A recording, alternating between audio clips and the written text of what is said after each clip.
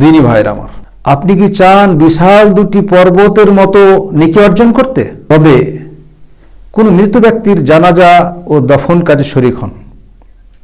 কারণ নবী করিম সাল্লাল্লাহু আলাইহি ওয়াসাল্লাম বলেন, মান শাহিদাল জানাজাতা হাত্তা ইউসাল্লা আলাইহা ফালাহু কিরাত। যে ব্যক্তি জানাজার নামাজে উপস্থিত হলো এবং শরীক হয়ে জানাজার নামাজ আদায় করলো, তার জন্য 1 কিরাত নেকি। ওয়ামান শাহিদাহা হাত্তা তুদফানা ফালাহু কিরাতান। আর যে ব্যক্তি জানাজার নামাজে শরীক হলো এবং তাকে দফনের কাজে শরীক হয়ে দফন করলো, তার জন্য 2 কিরাত নেকি। সাহাবায়ে কেরাম জিজ্ঞাসা করলেন, ওয়ামাল কিরাতান, হে আল্লাহর রাসূল 2 কিরাত কি?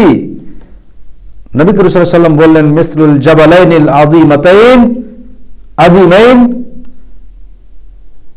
মিসলুল জাবালাইনিল আযীমাইন। সে 2 কিরাত হলো 2টি বিশাল পর্বতের ন্যায়।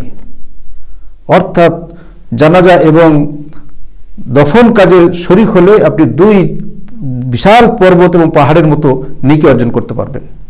সুবহানাল্লাহ।